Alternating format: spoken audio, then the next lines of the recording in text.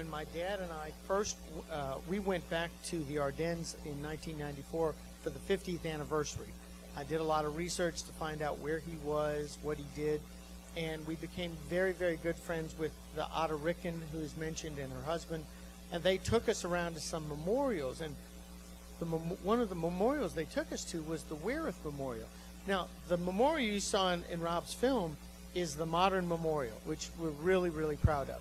The original memorial that Hermann Langer, who was speaking in the German, put up was basically a simple cross in the corner of a cow pasture surrounded by barbed wire so the cows couldn't eat the flowers.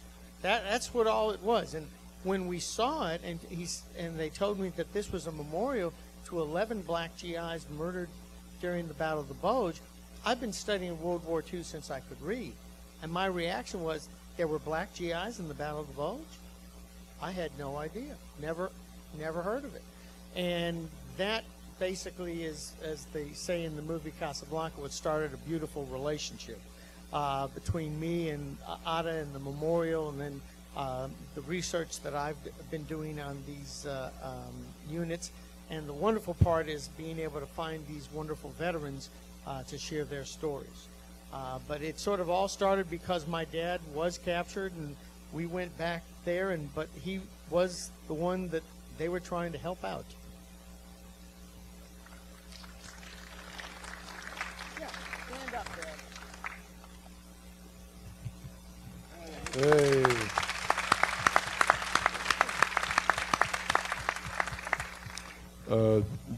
George, do you want to say anything? Not really. I saw it when it first came out, you know, for everybody on TV. That's the first time I saw it. And I was surprised. In a good way? Very good. It was excellent. Oh. And I still say, after seeing more of it, wow. Fellows that made it done a good job, believe me. Thank you, George. It's a great compliment. Another question?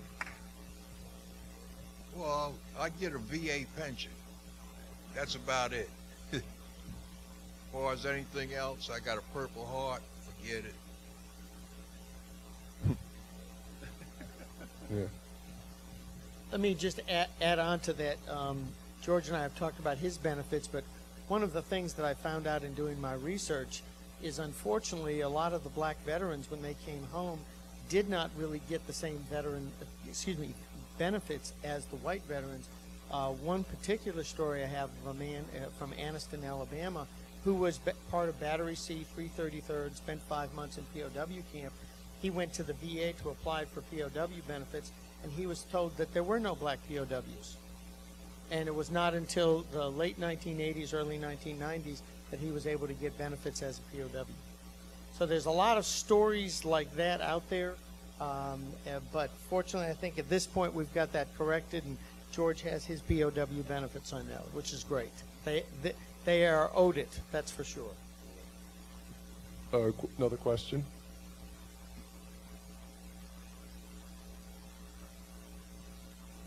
The GI Bill was available to all veterans?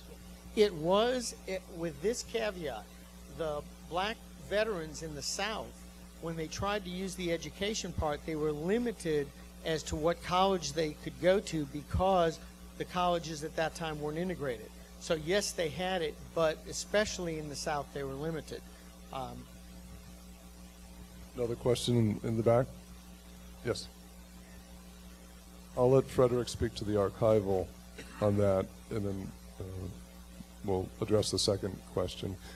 The question was it difficult to find the archival? And, well, pass it to Frederick. Well, basically, since I had just done World War II in HD, which was 10 hours of purely archival, I had some really good contacts and good, sources.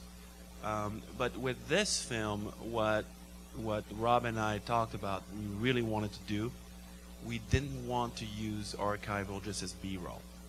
We wanted to use historically relevant and accurate archival. And when we really went through the effort of doing that, we found some incredible gems, such as the Malmedy trial, at the end, these are the 3 war criminals that we've been talking about from the beginning, and this is the actual trial. Some other incredible pieces of archival we found. There was Rob told me one day, he said, "You're not going to believe what I just found." And he sent me the footage of the African American with the 155, which we didn't know existed. And when we saw that, interesting side note to this is, when I looked at it, I'm like, "Rob, this is very strange. This footage, the archival that you're just showing me, looks just like what you guys shot a couple months ago. I mean, those scenes are like the same." And for an editor, it was like a dream come true. I mean, I could cut these things back and forth, and it looked like they had shot the footage after we found the archival, but actually it was the other way around. And so many times. And then, of course, the grand jam, the amazing discovery for an editor was when we saw George's footage.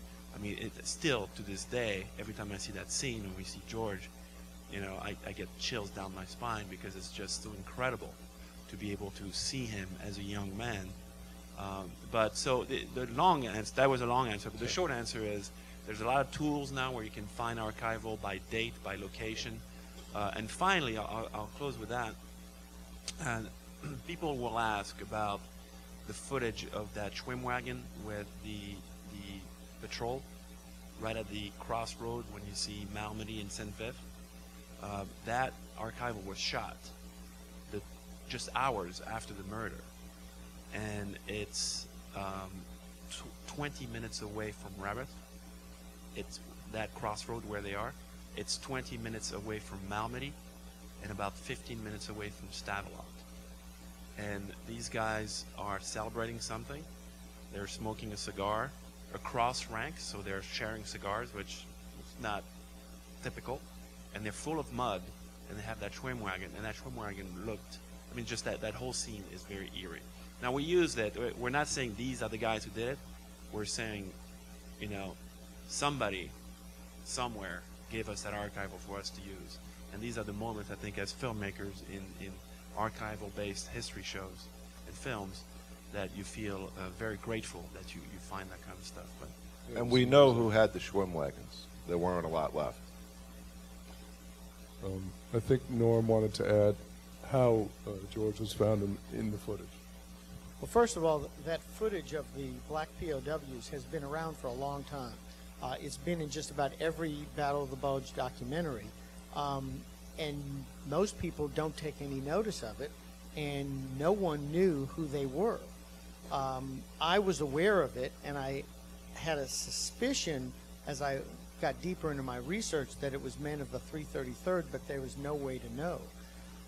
When I first made contact with George and I was talking with him, at one point he told me that after the war he had gone to the movie theater and seen some newsreel footage of black POWs, and he saw himself, and it bothered him so much he didn't go back to the movies for a while, and the light went off in my head.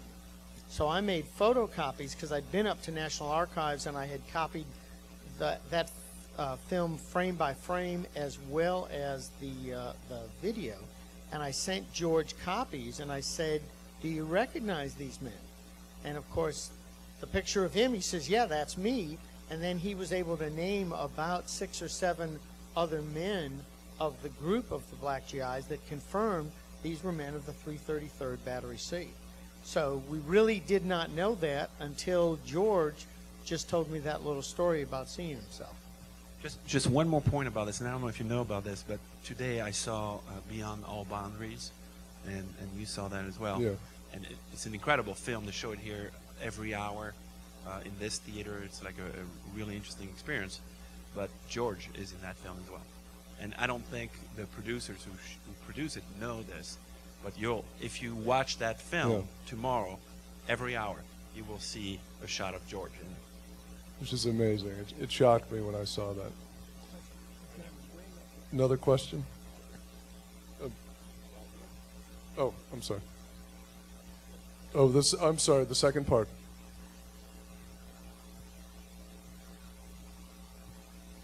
Not to my knowledge, I don't man. believe so. Not to my knowledge. But one thing I would like to add, ma'am, as far as children or anybody here doing research, when I came home, I wrote to the National Archives and requested a copy of the war crime report, and it was sent to me. I then requested for the IDPFs, the individual deceased personnel files, and they were sent to me on each soldier. And I asked for what they call the AARs, the after action reports, and and the officer reports, the morning reports, and I was able to follow the 333rd from Camp Gruber. They saved the town once. The town had the biggest flood in their history, and all the soldiers went out and helped the farmers and a lot of other people too, and that's in there. But the National Archives has a lot of information, and it only takes maybe 3 or 4 months for it to come. And I got the 969ths there also, and they're incredible, talking about German half-tracks coming through the woods and them fighting them off and coming back the next day. And it's really incredible history, and it's there for everybody. Another question. So the first question was to George about the arrival of General Patton, and then we'll let Norm take the second. Well, the first time I saw General Patton was in Tatton Hall, England. And to me, with them 2 pearl-handle pistols hanging on him, he was a comic. That's what I thought. I didn't know nothing about General Patton, in fact, or any other general over there. But when I first saw him, he did not impress me. The only time I was impressed with him was when my outfit was transferred to help him in the tankers. And all he said was, you need food, live off the land. Clothing, forget it. All we got was gas and ammunition. And convoys, no blackout lights, you rode with black headlights, bright headlights on. Got strafed, so what, keep going. That was it. As far as the support, first of all, will be a pseudo commercial.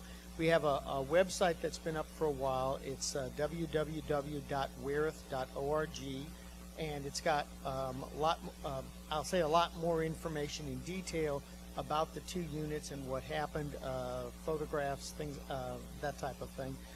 In terms of what people can do to support it, the most important thing you've done is be here tonight. Be interested and be aware of the contribution of black GIs in World War II. Someone once said, why was I focusing on black GIs? And I said, I just want them to get their rewards as any other American veteran. I'm not trying to say they won the war single-handedly. I just want them to take their rightful place with every other veteran who served. The memorial does take donations if you're so interested.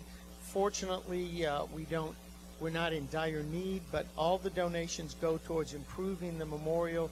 What's really nice is we have 4 brass plaques in 4 different languages saying what the memorial is about. There's a beautiful sort of like a newspaper type thing within glass that explains everything, also in 4 different languages, so that everyone can know about it. And that's really just by being interested, you're really helping out more than anything and raising the consciousness about the participation of black GIs in World War II. Another question?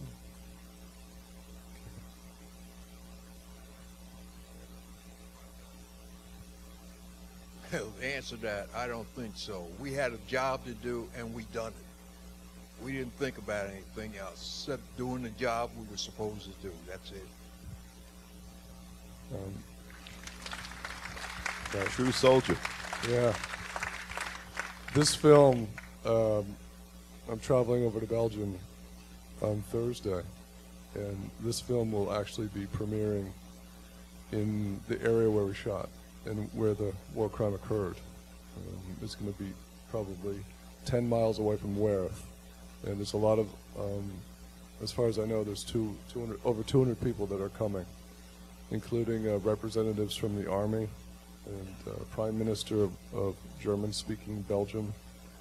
And I had mentioned to Joe and Frederick, I said, this is going to be a real emotional film for the Belgians to see, I believe, because of, it was their soil. And I think it's going to be a very powerful premiere over in Europe as well. Are there any other questions? I believe that's it.